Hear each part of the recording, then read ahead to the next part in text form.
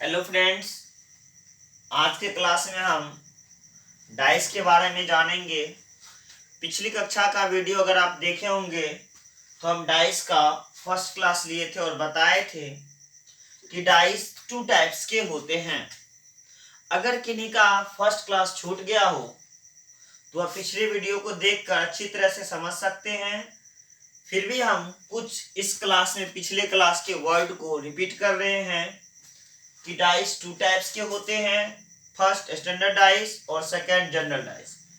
Standard dice उस dice को कहा जाता है जिनके दो विपरीत सतहों का योग 7 होता है। जिनके दो विपरीत सतहों का योग 7 होता है उसे हम स्टैंडर्ड डाइस कहते हैं। और कैसे पता चलेगा कि कोई डाइस स्टैंडर्ड डाइस है या जनरल डाइस? तो इसके लिए हम बताए थे कि किसी भी पासा के अगर आसपास के सतहों का योग, यदि आसपास के सतहों का योग 7 पूरा हो जाए तो वह एक जनरल डाइस होता है। अगर 7 पूरा ना हो तो वह एक स्टैंडर्ड डाइस होता है। फॉर एग्जाम्पल, जैसे ये दो अलग अलग पासा हैं, इन पे कुछ अंक अंकित हैं। जैसे यहाँ लिखा हुआ है 3, यहाँ लिखा हुआ है 2 और यहाँ लिखा हुआ है 6। और इस डाइस के ऊपर लिखा हुआ है 1 6 2। दो अलग अलग डाइस है, ये अर्थात अलग डाइस का फिगर है और एक दूसरे डाइस का फिगर है। तो हमें इसमें पता करना है कि कौन सा डाइस जनरल डाइस है और कौन सा डाइस स्टैंडर्ड डाइस है।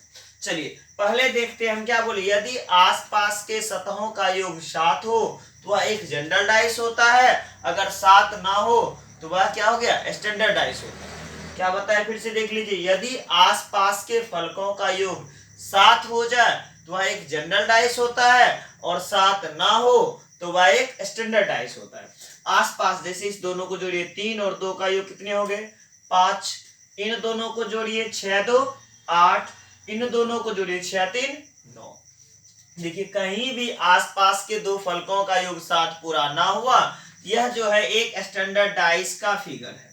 चलिए दूसरा देखते हैं। इन दोनों को जोड़ते हैं, 6 2 8 2 1 3। अभी तक देखिए 8 पूरा नहीं हुआ है। और ये जैसे जोड़े 6 1 7, जैसे ही 7 पूरा हो जाए यह एक क्या हो जाएगा? General dice. तो आप उम्मीद करते हैं कि आप समझ गए होंगे कि हम कैसे पकड़ेंगे कोई डाइस जनरल डाइस है या फिर स्टैंडर्ड डाइस है। चलिए स्टैंडर्ड डाइस के लिए हम एक नियम बताए थे कि स्टैंडर्ड डाइस के दो विपरीत सतहों का योग सदैव 7 होता है। दो विपरीत सतहों का तात्पर्य क्या है? जैसे हम किसी डाइस को देखें 3 5 6।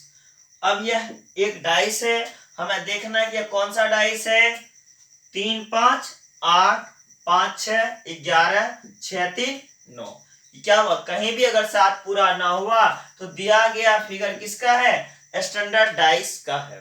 स्टैंडर्ड डाइस के दो विपरीत सतहों का योग सदैव 7 होता है। स्टैंडर्ड डाइस के दो विपरीत सतहों का योग सदैव 7 होता है। अर्थात 1 का अपोजिट क्या हो जाएगा? 6। 3 का अपोजिट क्या हो जाएगा? 4। 2 का अपोजिट क्या हो जाएगा? 5। जैसे ही कोई डाइस स्टैंडर्ड डाइस हो जाए तो कंफर्म रहिए कि दो विपरीत सतहों का योग क्या होगा? 7। 1 का अपोजिट क्या? 6। 3 का, 4 2 का, 5 5 का, फिर रिवर्स करेगा 2, 4 का 3 और 6 का 1। स्टैंडर्ड डाइस का सिंगल वन टाइप फॉर्मूला कि बस ये देखना है कि डाइस स्टैंडर्ड हुआ। जैसे ही स्टैंडर्ड डाइस हुआ, हमें अगर किसी भी अंक का विपरीत पूछा जाए, हमको देखना है उस संख्या में कौन सी संख्या जोड़ेंगे कि वह 7 के बराबर हो जाए या 7 में से दी गई संख्या को घटा लेंगे। अब फिर जनरल डाइस के दो मेथड को हम सीखे थे। जनरल डाइस में क्या जान रहे थे? यदि पहला रूल, यदि किसी डाइस के दो घर आपस में मिलते हो, यदि किसी डाइस के दो घर आपस में मिलते हो तो तीसरा एक दूसरे के विपरीत होता है। जैसे कि आपको फिगर दिया हुआ है, यहाँ 4 5 2 2 5 6। देखिए एक ही डाइस के दो अलग अलग फिगर दिए हुए हैं। यहाँ हमें पूछा जाएगा, बताएं कि 4 के अपोजिट कौन सा अंक आएगा।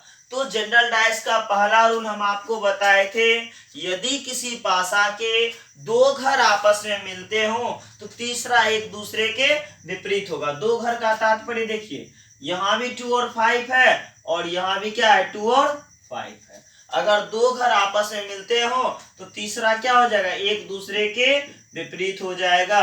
अर्थात 4 का अपोजिट क्या आएगा 6, या 6 का अपोजिट क्या हो जाएगा 4। पहला रूल देखे थे और दूसरा रूल देखे थे क्या, क्लॉकवाइज एंड एंटी क्लॉकवाइज चलने वाला। तो चलिए दूसरा रूल का फिर रिवीजन कर लेते हैं थोड़ी सी। दूसरा रूल क्या था आपका, अगर किसी डाइस के, यानी कौन सा डाइस, जनरल डाइस के एक घर ही आपस में मिलते हो तो क्या करना है। जैसे देखिए यहां दिया 3 5 4 2 6 3। हमें पहले क्या देखना है, यह कौन सा डाइस है, जनरल डाइस है या स्टैंडर्ड डाइस है।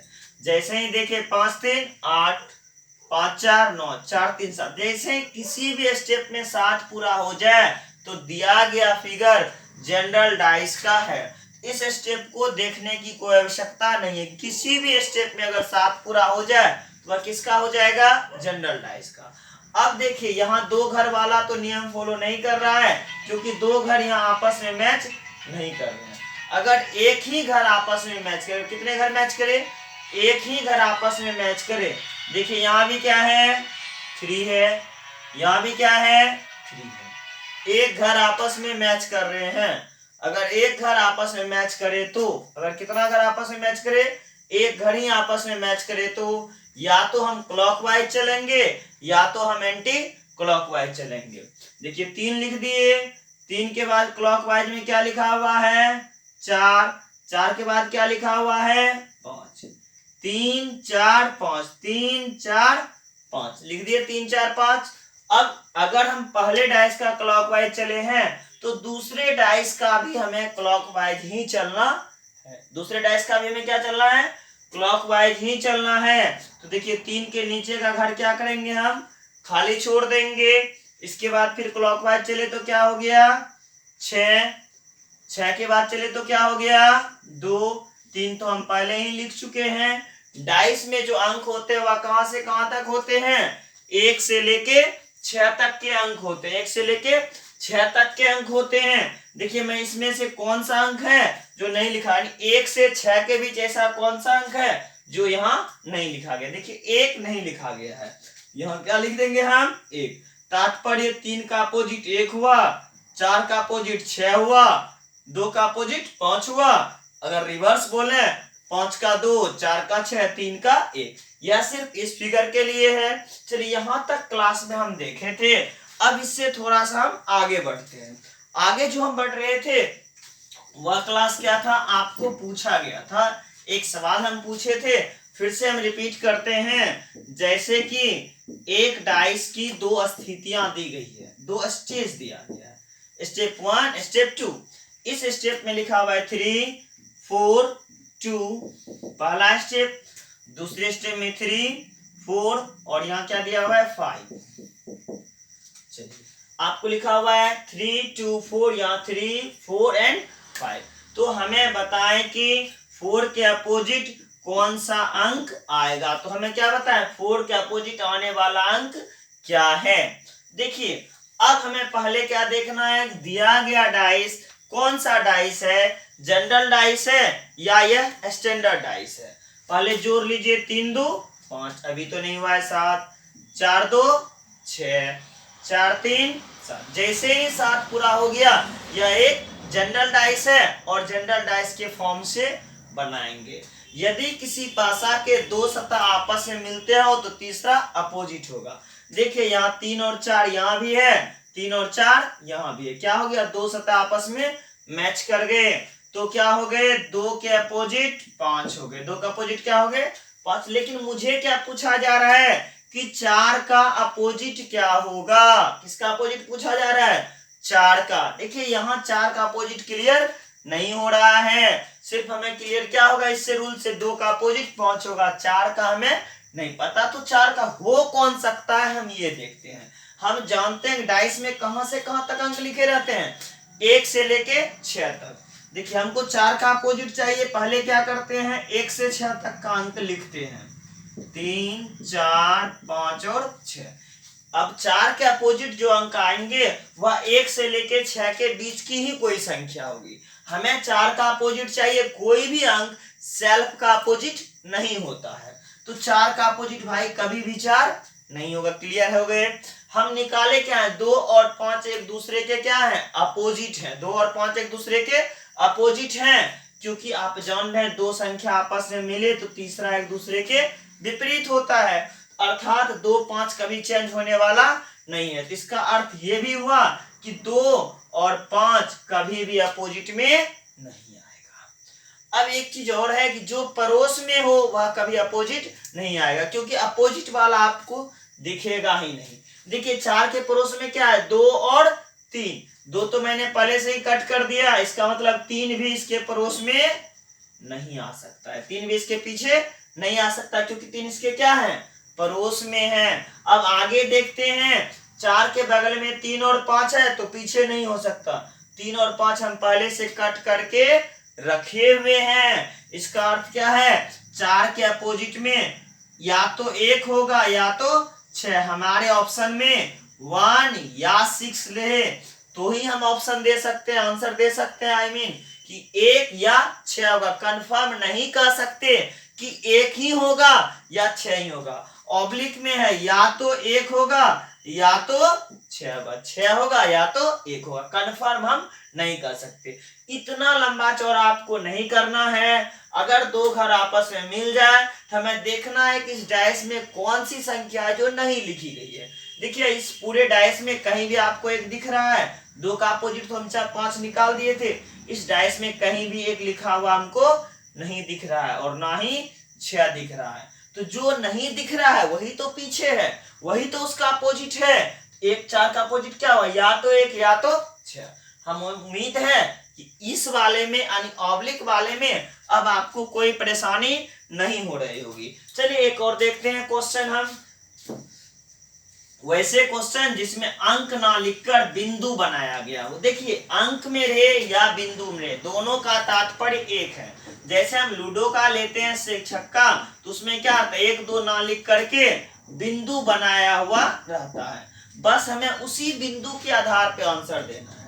जैसे देखिए यहाँ 2 बिंदु बनाया हुआ है, यहाँ 3 बनाया हुआ है और यहाँ 6 बिंदु बनाए गए हैं। दूसरे डाइस में आते हैं, यहाँ 3 बिंदु बनाया गया है, यहाँ 5 बिंदु बनाया गया है और यहाँ 2 बिंदु बनाए गए हैं।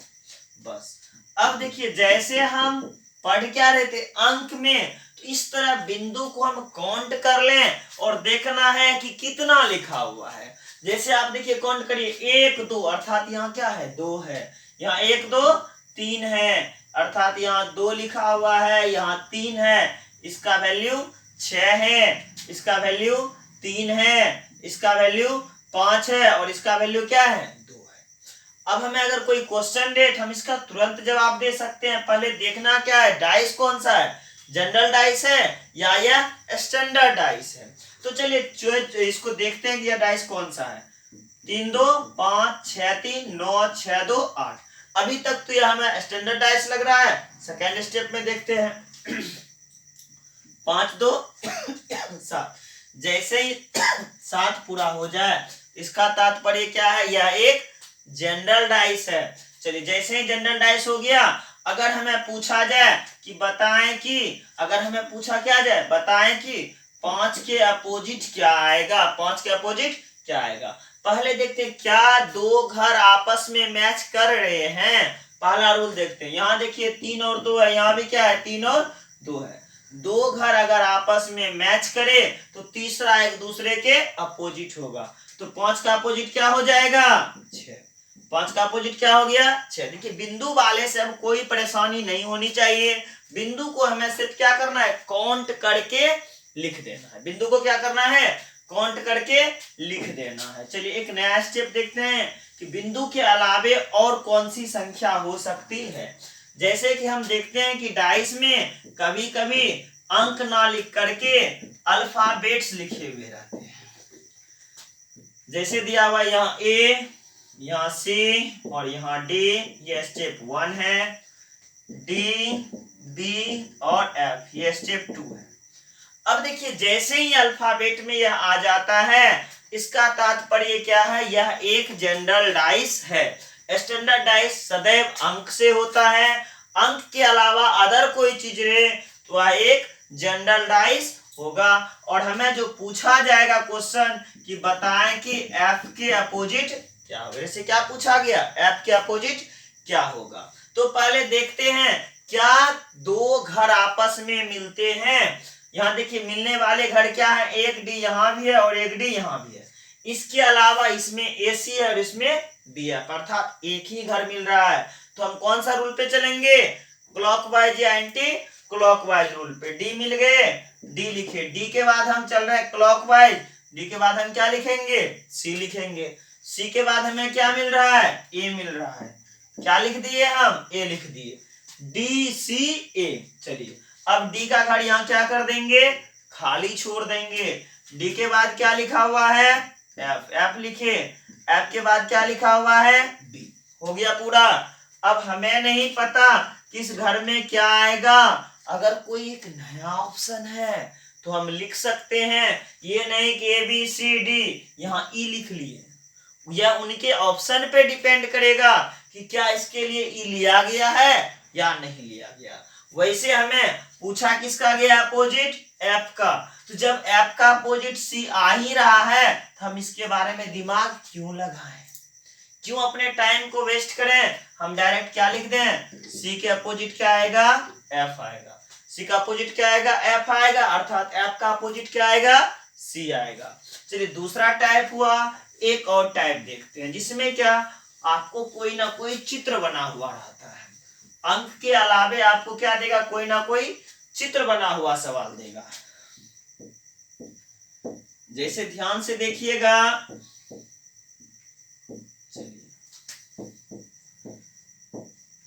अलग अलग फिगर बना हुआ है। यहाँ एक स्टार मार्का लगा हुआ है, यहाँ एक ट्रायंगल बना हुआ है और यहाँ एक सर्कल बना हुआ है। दूसरे फिगर में पहले घर यहाँ जो हम बनाए इसमें क्या डाले हैं, स्टार डाले हैं।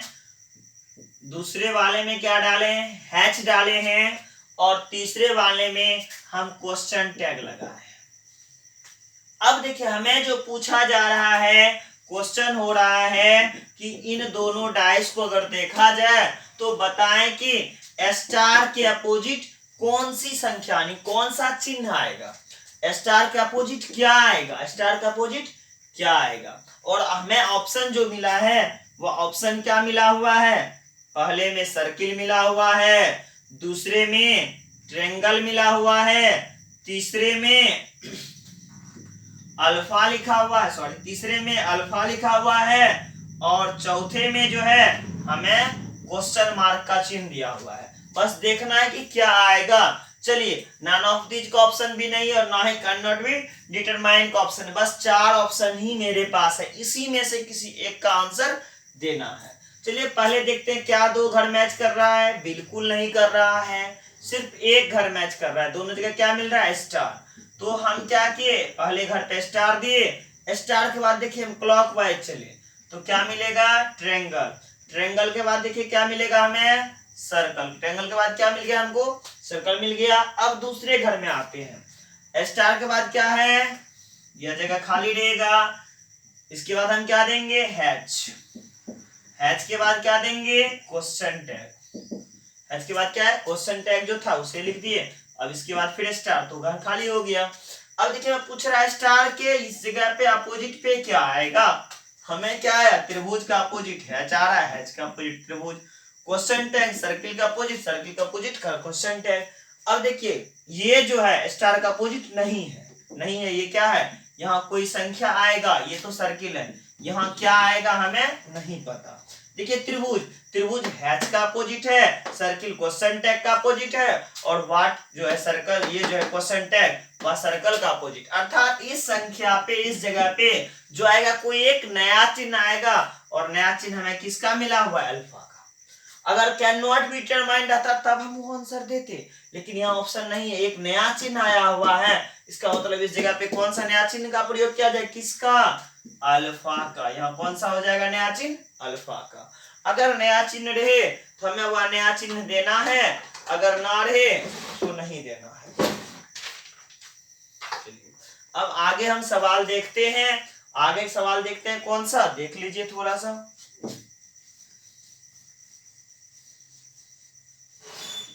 अगर अब हमें क्या हो, अंक के बदले में क्वेश्चन टैग का चिन्ह रहे, अंक के बदले में क्या रहे, क्वेश्चन टैग का चिन्ह रहे, तो हम कैसे सॉल्व करेंगे।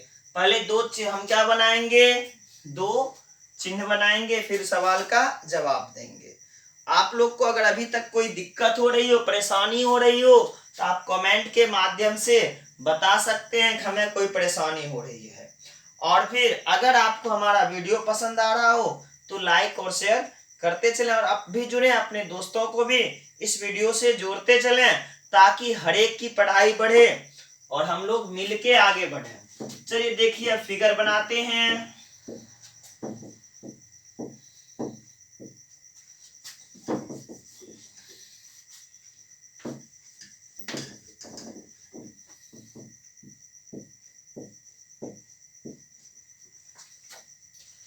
हम एक क्वेश्चन ले रहे हैं, जैसे यहां लिखा हुआ है कलर का नाम ब्लैक, यहाँ ब्लैक है, यहाँ व्हाइट है और यहाँ येलो है। आप आवाज पे ध्यान दें, लिखे हुए अक्षर अगर आपको नहीं भी दिख रहे हैं तो ये ऊपर वाला ब्लैक, इधर साइड का व्हाइट और ये घर येलो है। फिर दूसरे में ऊपर वाले घर में रेड लिखा हुआ है, और फिर जो है बगल वाले घर को ग्रीन दिया है बना, और इस घर को फिर जो है रेड है, ग्रीन है, और ये घर ब्लैक है। इस पे जो है कलर का नाम ब्लैक लिखा हुआ है। एक और तीसरा बना हुआ है, इसके ऊपर पे ग्रीन है, साइड वाले में येलो है, और फिर इधर ब्राउन है। इधर क्या है, ब्राउन है, और हमें सवाल पूछ रहा है रेड के अपोजिट में क्या आएगा। सवाल मेरा क्या है, रेड के अपोजिट। अब देखिए फिर यहाँ क्या हो गया, हमको अंक ना दे करके कलर का नाम दिया हुआ है, और कलर में हमें पूछ रहा है कि रेड के अपोजिट में क्या आएगा। अब देखिए क्या दो घर आपस में मिलते हैं, कहीं भी हमें दो घर मिलता हुआ नहीं दिख रहा है। एक घर तो मिलेगा ना भाई, यहाँ भी देखिए ब्लैक लिखा हुआ है और यहाँ भी। इन दोनों डाइस को फर्स्ट एंड सेकेंड, अगर हम यहाँ से लेते येलो एंड क्या लेते, येलो से लेते, येलो एंड येलो से लेते। अब यहाँ हमें ब्लैक एंड ब्लैक मिल गया, हम ब्लैक से ही लेके चलते हैं। ब्लैक, ब्लैक के बाद क्या है, येलो है, ब्लैक के बाद क्या है, येलो, येलो के बाद क्या है, व्हाइट है, लिख दिए। अब देखिए यहाँ भी ब्लैक है और यहाँ ब्लैक, ब्लैक के सामने के घर को हम क्या कर दिए, खाली छोड़ दिए। अब ब्लैक के बाद देखिए क्लॉकवाइज चल रहे में क्या मिला, रेड मिल गया, और फिर रेड के बाद क्या है, ग्रीन। ग्रीन के आगे बढ़िएगा तो आपको फिर से क्या मिल जाएगा, ब्लैक ही मिल जाएगा। हमें तो क्वेश्चन पूछा गया किसके अपोजिट, रेड का। जब हमें आंसर आ ही गया तो इस डाइस का हमें कोई इस्तेमाल नहीं करना है। या तो आप फर्स्ट एंड सेकेंड से चले जाइए, सेकेंड एंड थर्ड से चले जाइए, थर्ड एंड फर्स्ट चले, कहीं से भी आप आइएगा तो आपका आंसर बनेगा।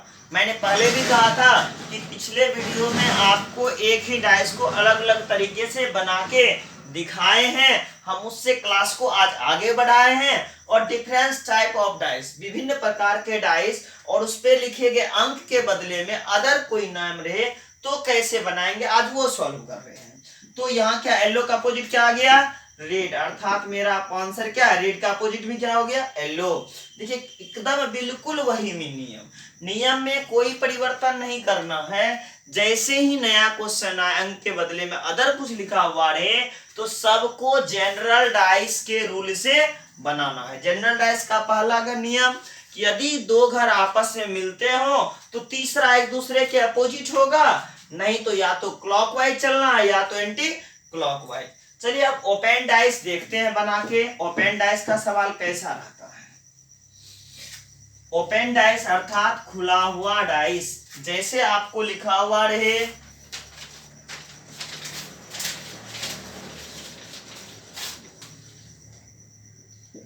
इस तरह से एक लंबा फिगर बना हुआ रहेगा। इसे 1 2 3 पार्ट 4 पार्ट जितने पार्ट में बांटना चाहे बांट लिखा देगा। यहाँ लिखा है जैसे 4 5 1 और यहाँ लिखा हुआ है क्या 2 और इसमें इधर जुड़ा हुआ है क्या 6 और यहाँ जुड़ा हुआ है क्या 3। अब ये खुला हुआ डाइस रहेगा और पूछेगा क्या आप बताएं अगर इसे बंद कर दिया जाए या क्लोज किया जाए ऊपरी सतह पर क्या आएगा या निचली सतह पर क्या आएगा या कौन सी संख्या हो सकती है या अपोजिट किसी का पूछेगा। ऐसा अगर सवाल रहे एक घर छोड़ के एक घर पे चलिए, जैसे 4 है 4 के बाद क्या है 5 5 के बाद 1 अर्थात 4 का जो अपोजिट होगा वह क्या हो जाएगा 1 हो जाएगा एक घर छोड़ के। क्योंकि जैसे ही हम पेज को ऐसे मोड़ेंगे तो बीच में एक घर होगा फिर दोनों तरफ 2 फिर नीचे एक नया क्वेश्चन आएगा। चलिए फिर 5 का अपोजिट तब क्या हो जाएगा 2 5 का क्या हो गया 2। देखिए 4 का अपोजिट मेरे लिए क्या आ जाता है 1 5 का अपोजिट क्या आ गया 2 और 6 और 3 ये दोनों क्या जब देखिए 2 मिल गए 2 जोड़े मिल गए तो तीसरा भी क्या होगा एक दूसरे के अपोजिट होगा। आपको पूछ सकता है 3 का अपोजिट 6 6 का 3 2 का 5 5 का 2 1 का 4 4 का 1। यहाँ ना ही हमको स्टैंडर्ड डाइस से लेना है ना ही जनरल डाइस से लेना है। चलिए फिर से एक नया सवाल हम आपको लेते हैं। चलिए एक नया सवाल आप लोग के लिए देख रहे हैं कि कौन सा फिर क्वेश्चन और डाइस में आ सकता है। चलिए देखते हैं जैसे कि आपको रहेगा 1 2 3 4 पार्ट में बांट दिया गया F E B C इस तरफ A है और इस तरफ लिखा हुआ D। देखिए अंक के बदले में इस बार क्या किया गया कि एक डाइस बना दिया गया अल्फाबेट का। किसका बना दिया गया अल्फाबेट का। और पूछेगा आपको सवाल में कि बताएं कि A का अपोजिट क्या होगा या B का अपोजिट क्या होगा या 4 फिगर आपको दिए रहेंगे और पूछेंगे कि कौन सा सत्य है और कौन सा असत्य है। चलिए पहले देख लेते हैं एक घर छोड़ के। F का अपोजिट क्या हो जाएगा B B का अपोजिट क्या हो जाएगा F E का अपोजिट C C का अपोजिट E A का अपोजिट क्या हो जाएगा D। तो यहाँ क्या निकाले हैं हम B का अपोजिट क्या होगा F। चलिए और फिर A का अपोजिट क्या हो जाएगा D और फिर क्या E का अपोजिट क्या हो जाएगा C। अब हमें 2 से 3 फिगर दिए रहते हैं बोला जाता है कि बताएं कि इनमें से कौन सा डाइस का जो दिया हुआ फिगर है सत्य है।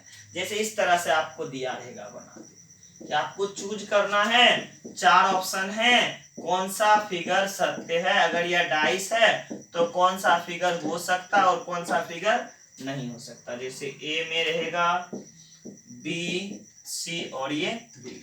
यहाँ लिखे रहेंगे A D E दूसरे में A C